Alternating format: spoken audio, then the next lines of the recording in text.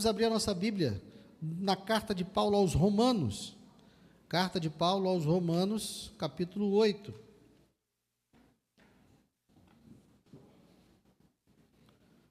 Carta de Paulo aos Romanos, capítulo 8.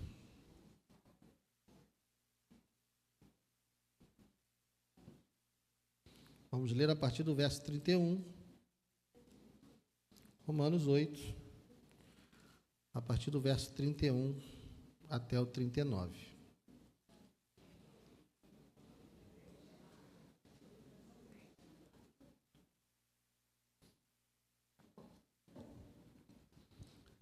Todos encontraram? Romanos 8, a partir do 31. Diz assim: que diremos então à vista destas coisas? Se Deus é por nós, quem será contra nós? Aquele que não poupou o seu próprio filho, mas por todos nós o entregou, será que não nos dará graciosamente com ele todas as coisas? Quem intentará acusação contra os eleitos de Deus? É Deus quem os justifica. Quem os condenará? É Cristo Jesus quem morreu, ou melhor, quem ressuscitou, o qual está à direita de Deus e também intercede por nós. Quem nos separará do amor de Deus? Será a tribulação, ou a angústia, ou a perseguição, ou a fome, ou a nudez, ou o perigo, ou a espada? Como está escrito: por amor de ti, somos entregues à morte continuamente. Fomos considerados como ovelhas para o matadouro.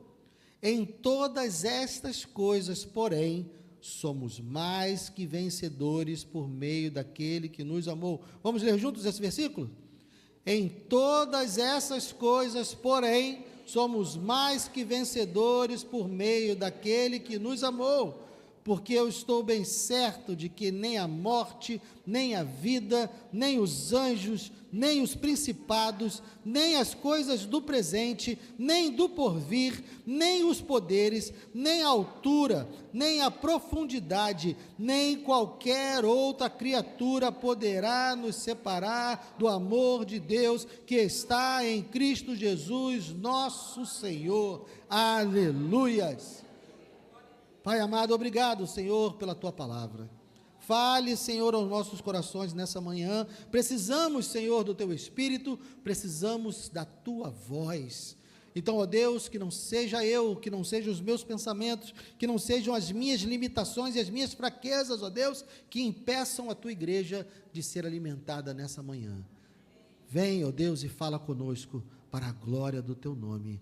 E fale, ó Deus, apesar de mim, eu te peço, e já te agradeço no nome santo de Jesus. Amém. Pode sentar, querido.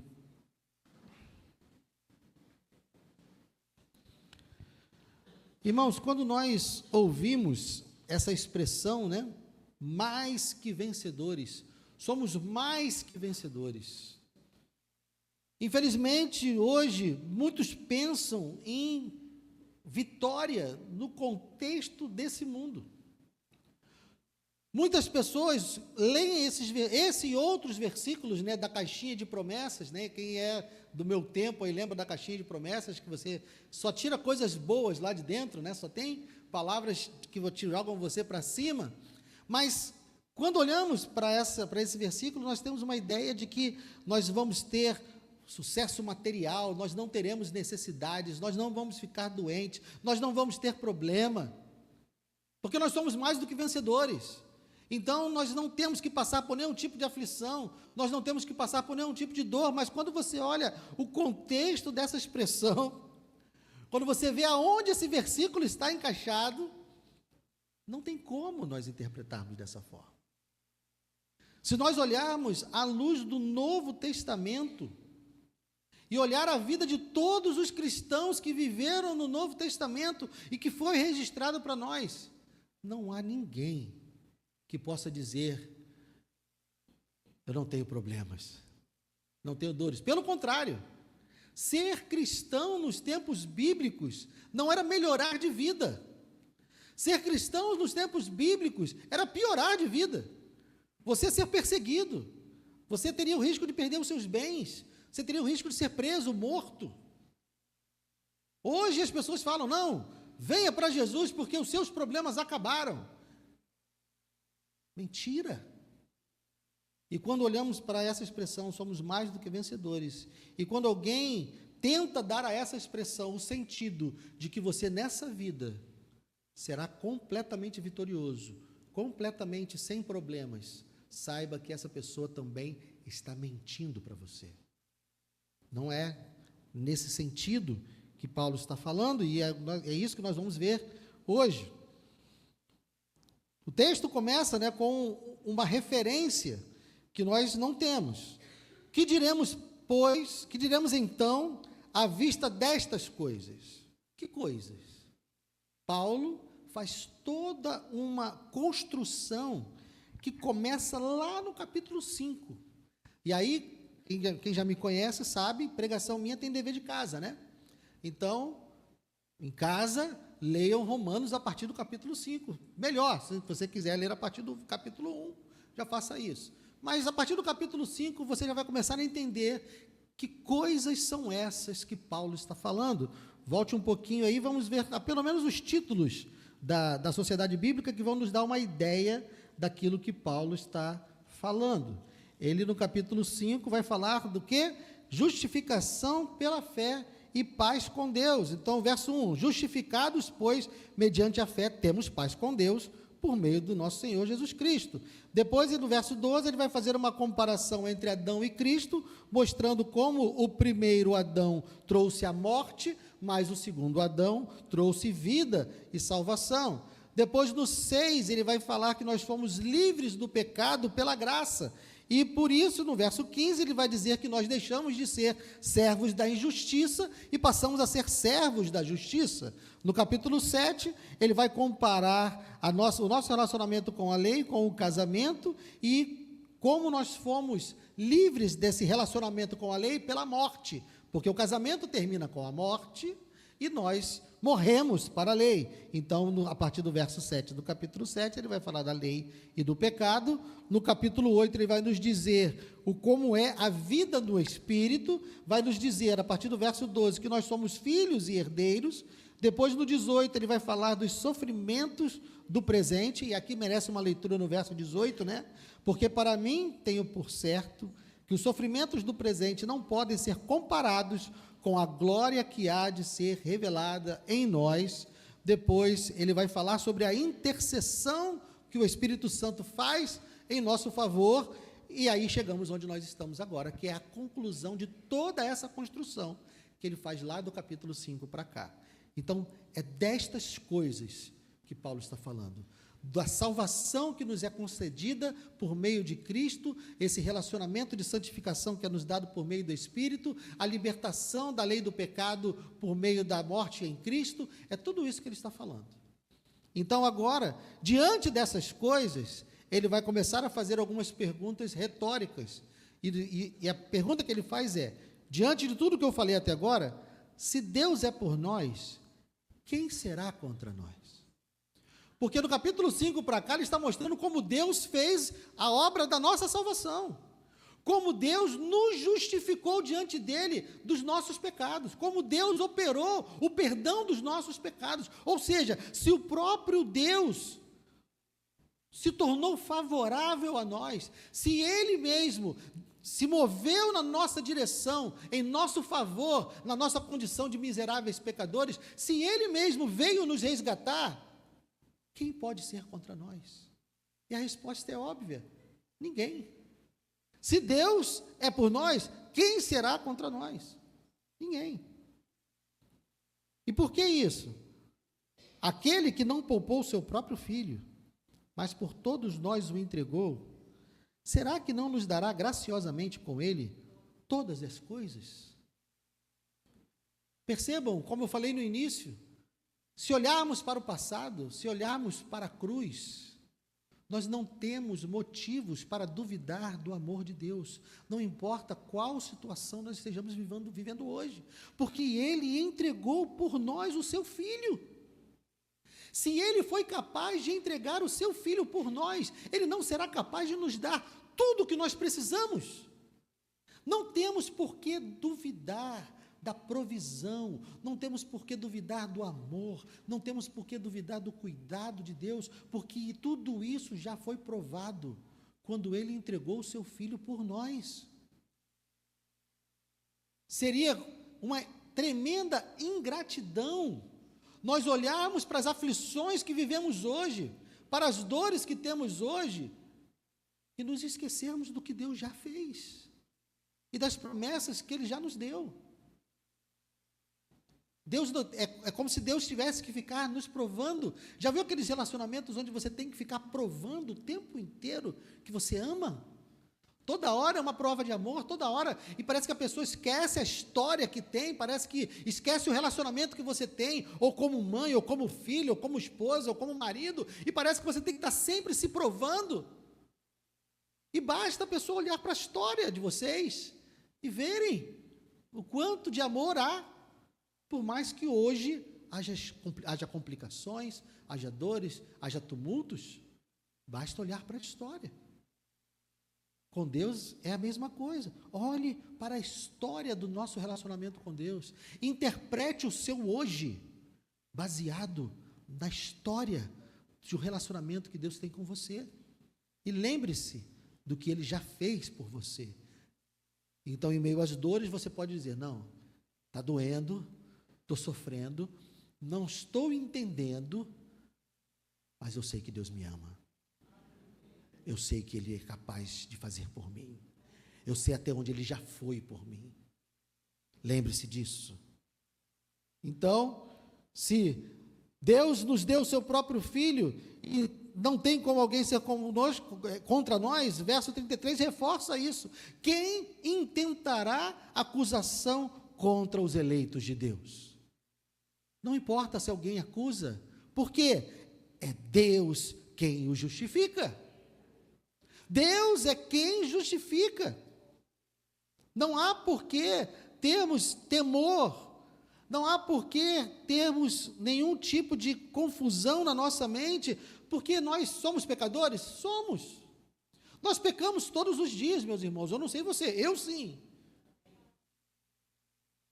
Mas eu confio no perdão do Senhor. Confio que pelo poder do seu Espírito eu estou sendo transformado e que hoje eu sou um pouco melhor do que eu fui ontem, e creio que amanhã serei um pouco melhor do que eu sou hoje, não por mim, mas por causa do poder do Espírito dele, que habita em mim, que habita em você. Então não há por que temermos acusações algumas. Ninguém pode nos acusar com sucesso diante de Deus. Quem vai até o tribunal diante de Deus nos acusar, vai encontrar o Deus, o justo juiz, dizendo, tá, mas fui eu que justifiquei ele, e agora, o que mais você tem para dizer? O juiz está lá, do nosso lado, porque foi ele que nos justificou, e mais, além dele ter nos justificado, verso 34, quem os condenará? É Cristo Jesus quem morreu, ou melhor, quem ressuscitou, o qual está à direita de Deus e também intercede por nós. Quando a gente ouve a expressão de que Jesus está intercedendo por nós, nós podemos ser levados a imaginar Jesus intercedendo da mesma forma que o grupo de intercessão da igreja intercede. Como é que o grupo de intercessão da igreja está intercedendo nesse momento? Orando e clamando e pedindo o favor de Deus, né? Senhor, abençoa, Senhor. A intercessão de Jesus não é assim. A intercessão de Jesus é aquela intercessão que já mostra o que foi feito. E quando alguém entra para nos acusar diante do juiz, Jesus está sentado à direita de Deus, não é que está escrito aqui? Quem ressuscitou, o qual está à direita de Deus e também intercede por nós. Imagine agora o tribunal, está o juiz e tem o promotor do lado, né? Tem o promotor ali do lado, o advogado está ali também. Então, quando alguém entra no tribunal divino para me acusar e diz, olha só, o Guilherme fez isso, Deus já diz assim, tá, mas fui eu que justifiquei. Aí Jesus do lado fala assim, e eu morri por ele. E o meu sangue está sobre ele. E a punição que era dele veio sobre mim. E não há mais castigo sobre ele, porque eu levei sobre mim os pecados dele. Essa é a intercessão de Jesus. Jesus não está suplicando ao Pai, Senhor, por favor, perdoa ele. Não. Jesus está dizendo para Deus, está dizendo para o Pai: meu sangue está sobre ele. Os pecados dele vieram sobre mim. Então nenhuma condenação há sobre ele mais. Essa é a intercessão de Jesus. Então não é uma súplica. Ele está lá no tribunal divino, lembrando a todos o que ele fez por nós.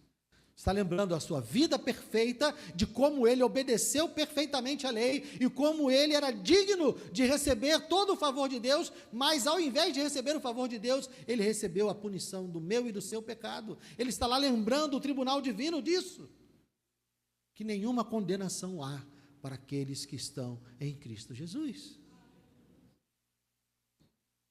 Diante disso, então, meus irmãos, se Deus está nos justificando, e nós não podemos ninguém pode ir contra nós, porque Ele já provou o seu amor por causa do seu Filho, se ninguém pode nos acusar, porque Deus nos justifica, e se ninguém pode nos condenar, porque Jesus está lá nos defendendo, lembrando da obra que Ele realizou em nosso favor, então, verso 35, outra pergunta: quem nos separará do amor de Cristo?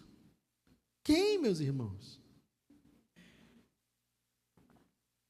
E ele vem dando os exemplos daqueles que não podem. Será a tribulação, ou a angústia, ou a perseguição, ou a fome, ou a nudez, ou o perigo, ou a espada? 36, vocês lembram desse verso? Onde nós lemos esse verso? Salmo 44, no começo do culto. Por amor de ti somos entregues à morte continuamente, fomos considerados como ovelhas para o matadouro. Em todas estas coisas, porém, somos mais do que vencedores por meio daquele que nos amou. Há uma complexidade aqui, meus irmãos. Nós precisamos ter atenção ao que está sendo dito aqui. Paulo está enumerando as maiores aflições da vida. Os maiores temores do ser humano estão aqui: tribulação, angústia, perseguição, fome, morte, nudez, perigo, espada. E aí ele se lembra do Salmo 44, porque o coração do salmista do Salmo 44 está também apegado às dores que ele está sentindo ali. Lembram-se? Como ele estava dolorido, quanto ele estava angustiado, porque Deus os tinha abandonado. Mas então Paulo traz sentido quando diz: em todas essas coisas, porém, somos mais do que vencedores. Quando ele diz em todas essas coisas, ele não está dizendo nós somos mais do que vencedores depois que essas coisas passarem, é isso? Não. Ele não está dizendo que nós somos vencedores se nós não tivermos isso na nossa vida. Não. Ele está dizendo que nessas coisas, é quando estamos passando por essas coisas, é quando essas coisas vêm até nós. Ainda assim, nós somos mais do que vencedores. Não há nesse versículo, nessa expressão, nesse texto, nenhuma promessa de que nós não passaremos por aflições. O que Paulo está descrevendo aqui é a realidade dos cristãos para quem ele está escrevendo. Ele está descrevendo a realidade daqueles que se convertem ao Senhor. Ninguém se convertia ao Evangelho achando que a sua vida ia melhorar. Não existia essa mentira, porque a perseguição aos cristãos era vista a olhos nus.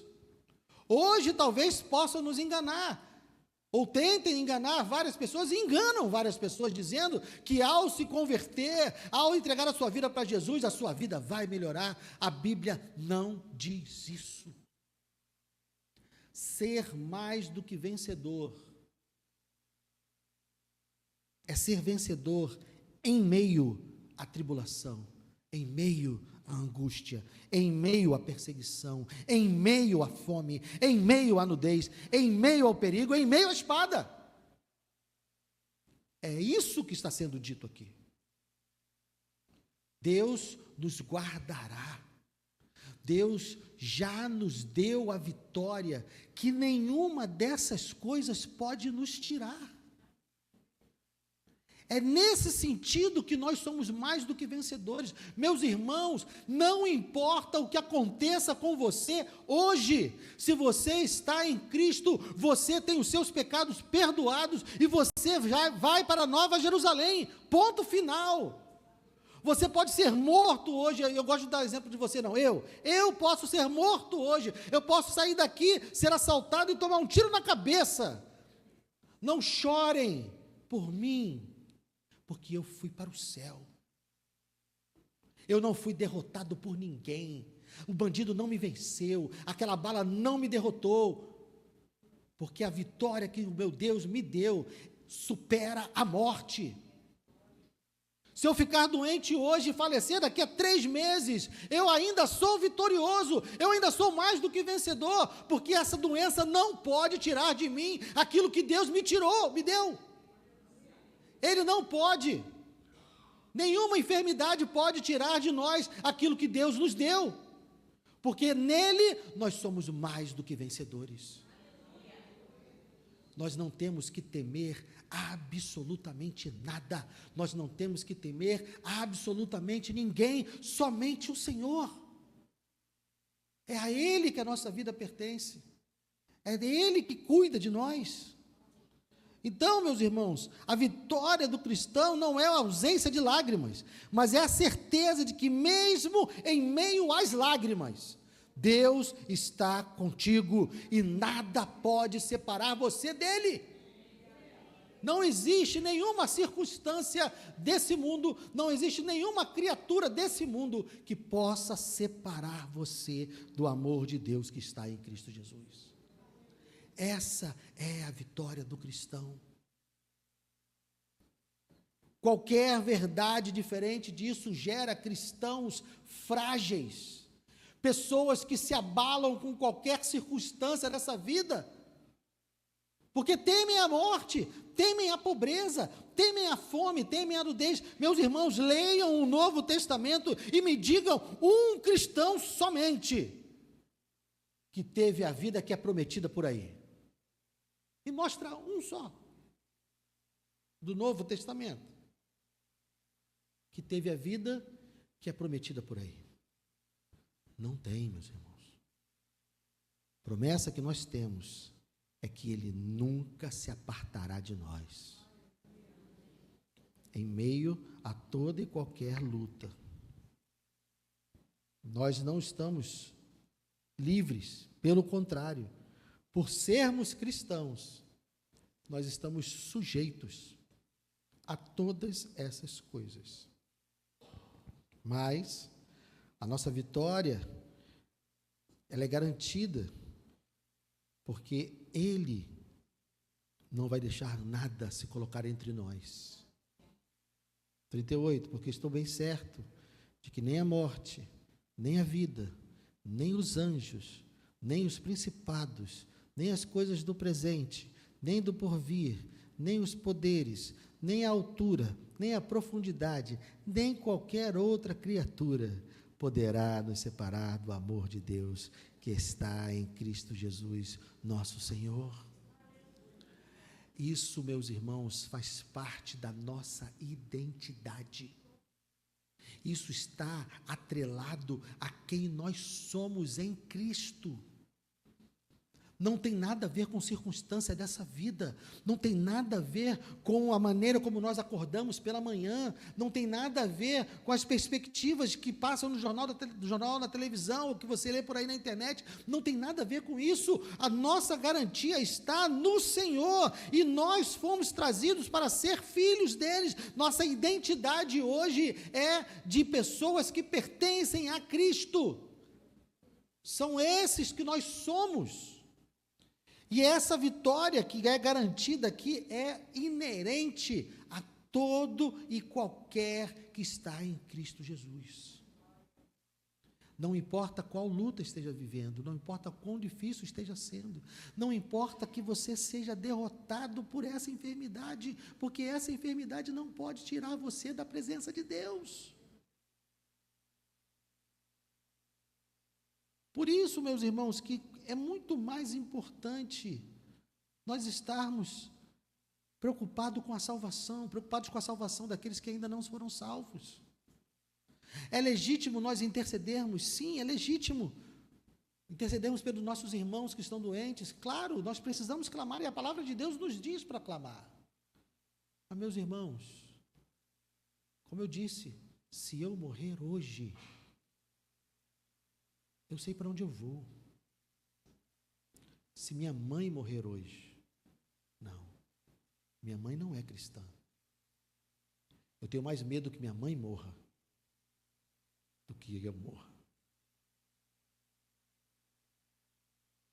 Eu tenho mais medo que minha mãe fique doente do que se eu ficar doente. Porque a minha mãe ainda não é mais do que vencedora. Ela ainda precisa do Senhor. Meus irmãos, eu posso morrer a qualquer hora. Não tenho nenhum medo da morte. Você também não deveria ter. Você não deveria ter nenhuma ansiedade em relação a nenhuma enfermidade. Você não deveria ter nenhuma ansiedade em relação à morte. Você não deveria ter nenhuma ansiedade em relação à segurança pública do Rio de Janeiro. Nada disso deveria preocupar você, porque a sua vida está nas mãos do Senhor Todo-Poderoso. E não há quem possa contra você. E tudo que acontece com a sua vida só acontece porque Deus está presente e permite, e é para o seu bem, porque se você olhar um pouquinho antes desse versículo, que nós começamos a ler, né? Nós lemos no 31, volta um pouquinho só. 28. Vamos ler junto, verso 28? 1, 2 e...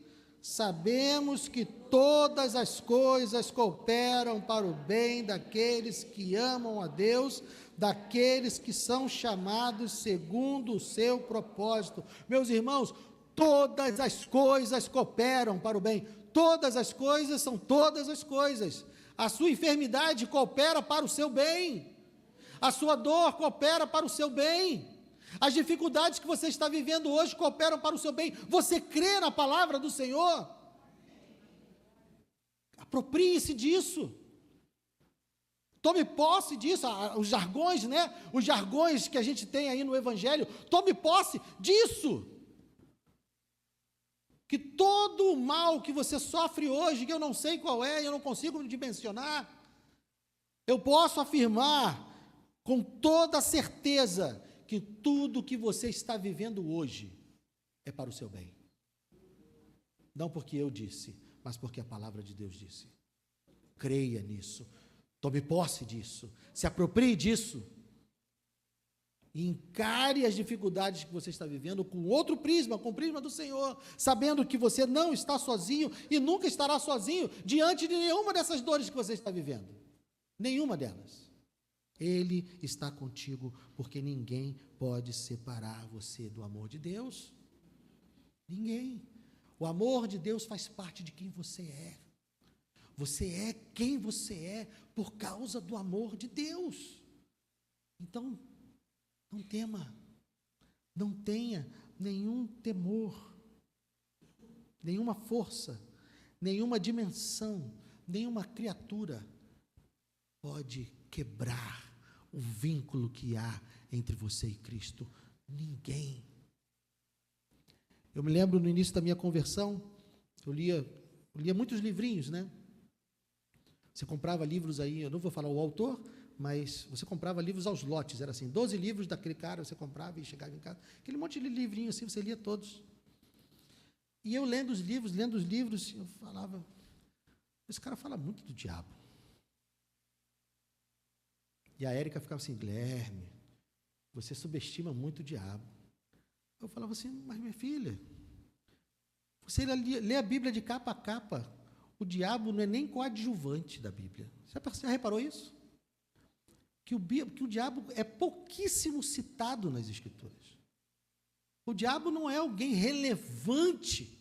Ele é relevante pelos momentos em que ele aparece. Ele aparece lá no Éden, ele aparece para tentar Jesus, mas ao longo da história bíblica, o diabo é irrelevante.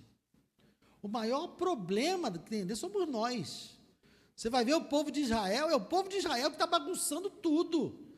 É o pecado do ser humano que está bagunçando tudo. Você não vai ver lá Deus dizendo que o dilúvio veio por causa da maldade do diabo. Não foi. Foi por causa da maldade do coração do homem. Então eu li os livrinhos e falei assim, minha filha, esse cara está dando muita moral para o diabo. Não vou ler mais não. E parei de ler o livrinho do cara. E continuei lendo só a Bíblia, graças a Deus. Meus irmãos, o diabo não tem poder nem para nos fazer pecar, quanto mais para nos separar do amor de Deus. Porque você procura se lembrar do que ele fez lá no Éden. Lá no Éden ele parou do lado de Eva e fez o quê? Trocou uma ideia com ela. Ele obrigou ela a fazer alguma coisa? Possuiu ela para ela fazer algo? Não, não. O problema foi de quem? Foi de Eva e de Adão. Sabe por quê? Porque ele tentou fazer a mesma coisa com Jesus. Funcionou com Jesus? Não. O que ele fez? O que a Bíblia diz? Resistir ao diabo e ele fugirá de vós. Meus irmãos, não tema nem o diabo. Não tem poder para afastar você de Deus. Não tem poder para afastar você do amor de Deus, separar você do amor de Deus. Não tem. Ele é um coadjuvante lá nas Escrituras. Está ao derredor, procurando quem devorar. Mas se você está em Cristo, meu querido, esquece. Pode deixar para lá. Se preocupe com a sua posição diante de Deus. Se preocupe com o seu relacionamento com Deus. Porque se você está em relacionamento com Deus, se você está em aliança com Deus, meus irmãos, esquece o resto. Porque o nosso relacionamento horizontal, eu conversei isso com os jovens ontem, o nosso relacionamento horizontal, ele é completamente dependente do nosso relacionamento vertical. Se eu estiver bem com Deus, o meu casamento vai bem. Se eu estiver bem com Deus, o meu relacionamento com meus filhos vai bem. Se eu estiver bem com Deus, o meu relacionamento com vocês vai bem. É claro que eu tenho a expectativa que minha esposa também esteja num bom relacionamento com Deus, senão o problema é desequilíbrio. Que meu filho também tem, né? Mas se está todo mundo com um bom relacionamento com Deus, vai tudo bem. Porque Ele é o nosso relacionamento mais importante. Ele é o sustento da nossa vida. É Ele que nos dá força e vigor para todas as coisas. É nele que está todas as fontes da vida. Então, confie nele e descanse nele. Mesmo que você esteja vivendo a mesma perspectiva do salmista do Salmo 44. Mesmo que você esteja vivendo as mesmas situações que Paulo está dizendo aqui. E olha que Paulo fala com experiência própria. Se você for ler ali a história de Paulo, vai ler Filipenses. Você vai ver lá o quanto Paulo ralou, vai ver o Atos, livro de Atos, vai ver o quanto Paulo sofreu. Mas ele ainda assim diz: sou mais do que vencedor em Cristo Jesus. Então, meus irmãos, em Cristo, você pode afirmar isso. Em Cristo, nós somos mais do que vencedores. Mas agora você sabe o que isso significa. Nós somos mais do que vencedores, não porque nós estamos livres de problemas, mas porque nós estamos seguros no amor de Deus. Ele vai nos sustentar em meio a todas essas tribulações. Ele vai nos guardar em meio a todas essas lutas. E Ele vai nos levar para Nova Jerusalém. Não importa pelo fogo que a gente passe. Não importa pela luta que a gente atravesse. Ele está nos levando. Isso é nossa identidade. Isso está baseado no fato de que Ele nos justificou. Ele é quem nos justifica. Então, meus irmãos, a nossa salvação, a nossa identidade, a nossa garantia de sermos vitoriosos está no próprio Deus. É Ele quem nos justifica, é Cristo quem intercede por nós e ninguém pode fazer nada contra isso. Ponto. Não há nenhuma implicação, não há ninguém que possa mudar isso. Então, nós precisamos ser firmes. Precisamos ser santos, precisamos viver em Cristo e ser fiéis, confiando na vitória que Ele nos dá. E para concluir, eu separei 4 coisas aqui. Se você não conseguir reter nada do que eu falei até agora, guarde essas 4 coisas que eu vou dizer para você. Primeira, nós somos vencedores porque Cristo venceu. Não é uma vitória conquistada por nós, é algo que foi dado a nós.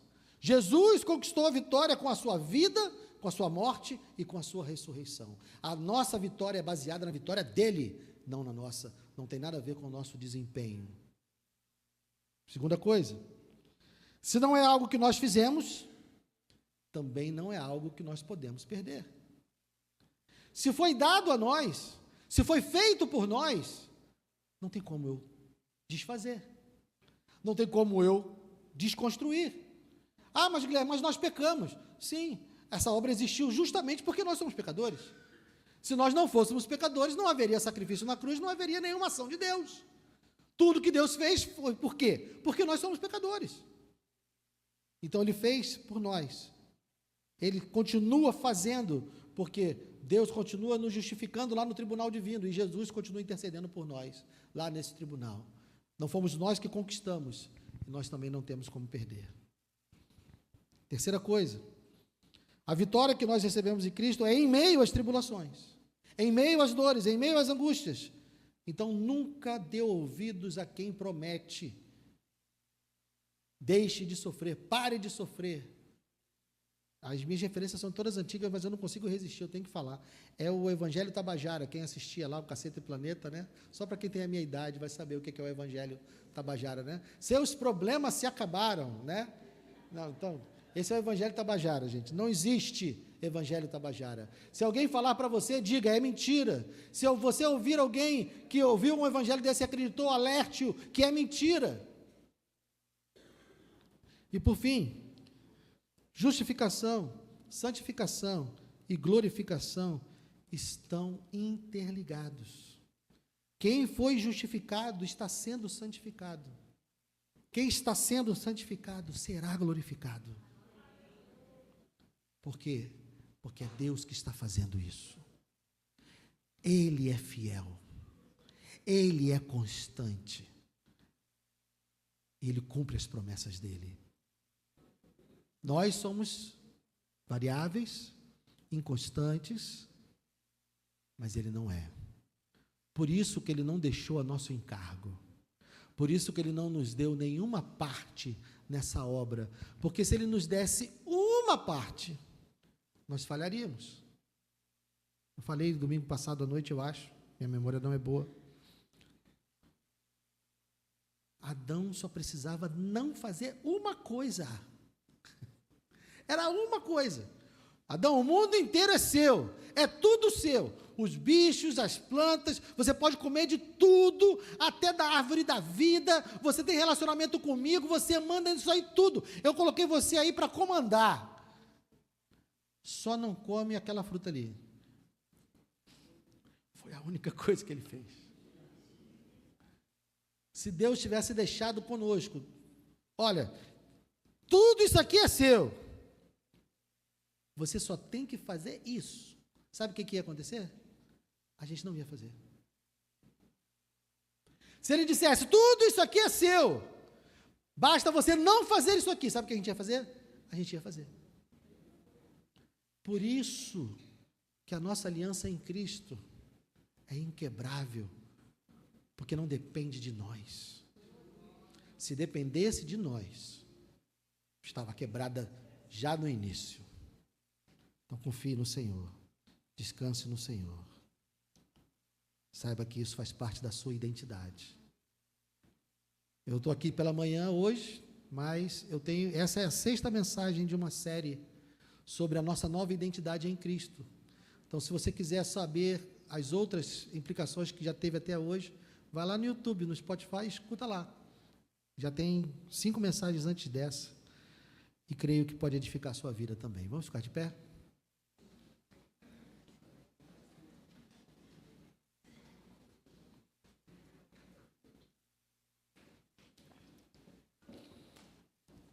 Meu Deus, meu Deus. Ai, Senhor, como é bom poder descansar em Ti.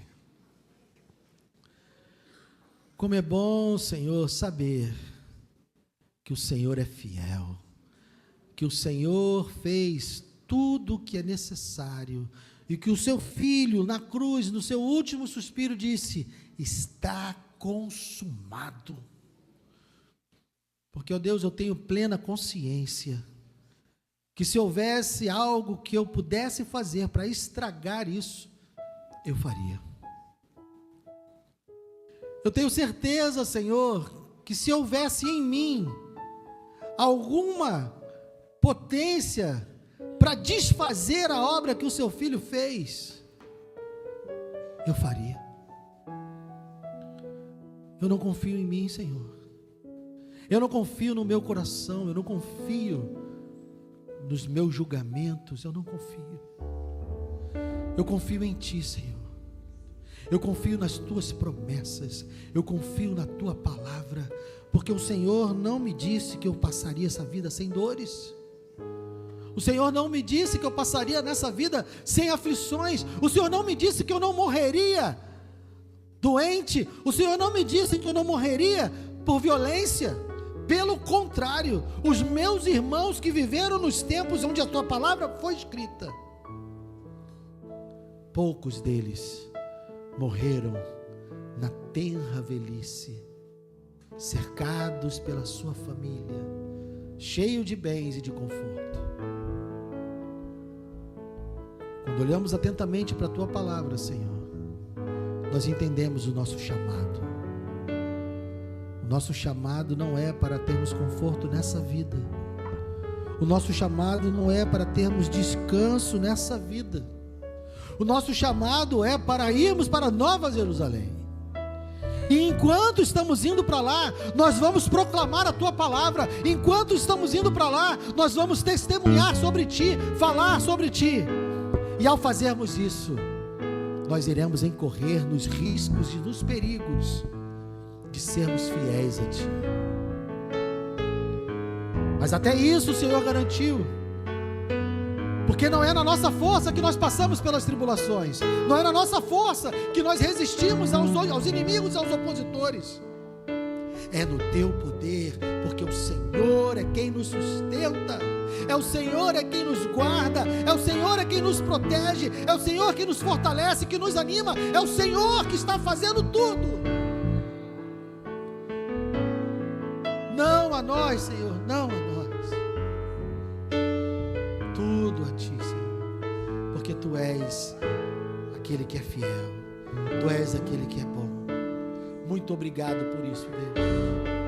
Muito obrigado pela Tua palavra que nos diz que somos mais do que vencedores, sem nos enganar no contexto em que isso nos é dito. E quando nós estivermos com o coração igual ao coração do salmista do Salmo 44, e quando nós tivermos com o coração tão angustiado que dissermos: desperta, Senhor, porque dormes, que o Teu Espírito nos lembre: eu estava na cruz por você, fique tranquilo, porque eu estou cuidando de você. Obrigado por isso, Deus. Obrigado pela certeza de que o Senhor está cuidando de nós. Te louvamos e te agradecemos no nome de Jesus.